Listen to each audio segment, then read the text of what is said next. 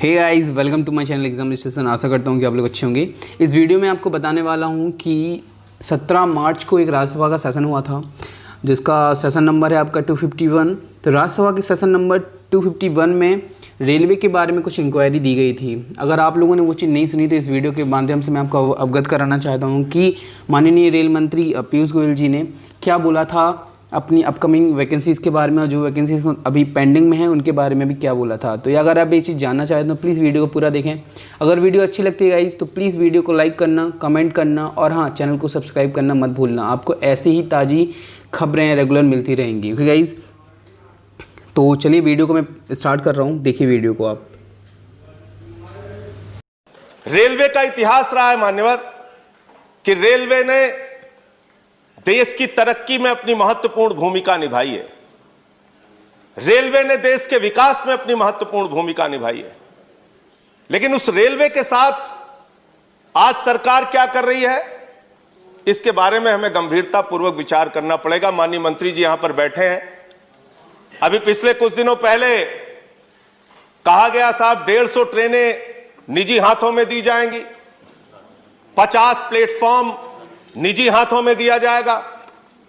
मुझे याद है मान्यवर, एनडीए के संयोजक रह चुके हैं जाट साहब, आज इस दुनिया में नहीं है।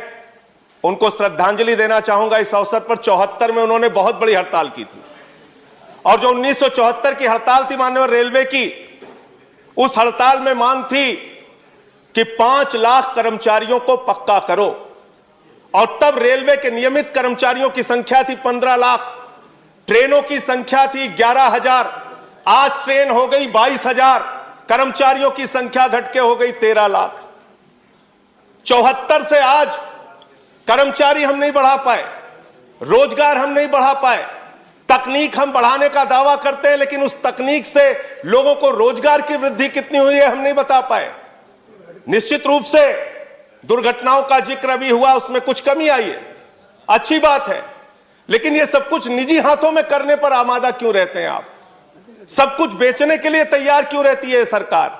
कभी कहते हैं एयरपोर्ट बेच देंगे, कभी कहते हैं सेल बेच देंगे, कभी कहते हैं कोल बेच देंगे। अभी मान्यवर यस बैंक का घोटाला हुआ, लाखों लोगों के पैसे डूब गए, और उस समय सरकार का तर्क आया क्या करे साहब, ये तो निजी बैंक है। तो जो सरकारी रहता है उसको आप निजी कर देते हैं, और जब निजी हो जाता है तो कह देते हैं ये तो निजी बैंक है, हम क्या करें?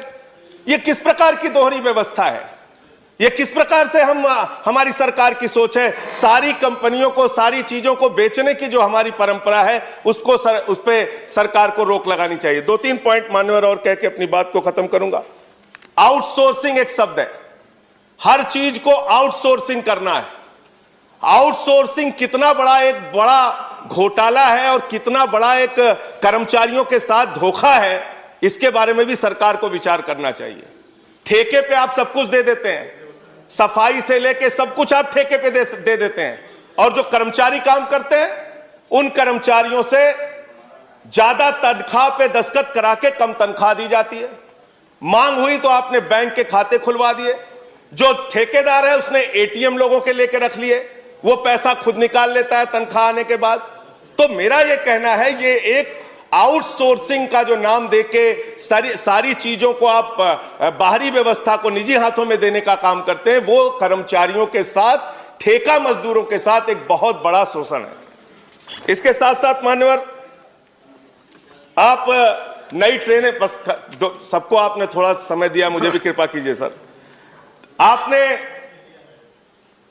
तेजस ट्रेन चलाई, तेजस ट्रेन में और शताब्दी ट्रेन में 5 मिनट का अंतर है, और किराए में 1.5 गुना का अंतर है। तो आप करना क्या चाह रहे हैं? जब ट्रेनें आपके पास उपलब्ध हैं, सुपरफास्ट ट्रेन उपलब्ध है आपके पास, ऐसे में नई ट्रेनें, निजी ट्रेनें लाके किराया ज्यादा लेके आप एक नए प्रकार का आप शोषण करते हैं।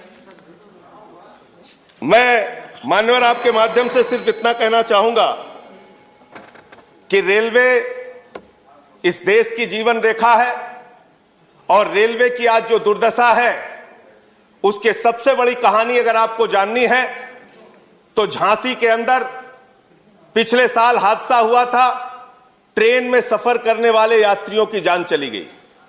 गर्मी के कारण जनरल डिब्बों में लोगों को बैठने की जगह नहीं होती है, पिस के आते हैं वो लोग। मैं आपके माध्यम से सरकार से सिर्फ इतना निवेदन करना चाहता हूं, अपने कमाऊ पूत को बेचने का काम मत कीजिए। आपका अगर कोई लड़का मेधावी है, तेज है, अगर हाई स्कूल में अच्छा नंबर पाया, इंटर में थोड़ा कम नंबर पाया, बीए में थोड़ा अच्छा नंबर पाया, एमए में थोड़ा और कम पाया, तो उसको चौराहे पे आप खड़ा करके नीलाम मत कीजिए। उस व्यवस्था को ठीक करने का काम कीजिए। रेलवे के कर्मचारियों पर भरोसा कीजिए। रेलवे को आगे बढ़ाने के लिए रेलवे कर्मचारियों को साथ में लेके जो सेवा अब तक वो करते आए हैं इस देश की, वो करने का काम कीजिए। रेलवे को हर चीज को निजी हाथों में बेचने की जो आपकी सोच है, उस सोच पर रोक लगाइए। मैं सिर्फ यही कहना चाहता हूं कि अगर आपको ठंड लगी है तो घर का किवाड़ा निकाल के उसको आग में जला के तापने का काम मत कीजिए। ये इसी प्रकार की व्यवस्था और इसी प्रकार की कार्रवाई आपकी है जो सारे सरकारी विभागों को आप निजी करते जा रहे हैं। बहुत बहुत धन्यवाद। श्री प्रफुल्ल। कुछ मान्य सदस्यों ने एम्प्लॉयमेंट की भी बात की और कुछ ने कहा कि SC ST के भी आंकड़े चाहिए थे। तो मुझे सूचित करते हुए खुशी है कि 2018 और 19 के बीच हमने 1,18,930 लोगों को नई नौकरियां दी है। उसमें शेड्यूल्ड कास्ट 17,901 है, शेड्यूल्ड ट्राइब 9,196 है, OBC 30,139 है। जब तक ये प्रोसेस शुरू हो गया था तब तक इकोनॉमिकली वीकर सेक्शन का प्रावधान नहीं हुआ था। वो प्रधानमंत्री मोदी जी की सरकार ने सदन से पारित कराया 2018 में। अब जो अगली भर्ती है उसमें इकोनॉमिकली वीकर सेक्शन के लिए भी 10% रिजर्व किया जाएगा।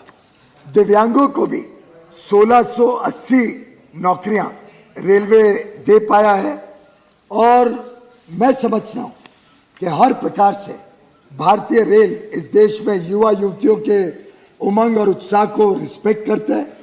आगे चल के हमने नई भर्ती का प्रोसेस भी शुरू कर दिया है। उसके लिए टेंडर करना, एजेंसी ढूंढना वगैरह वो शुरू हुआ है।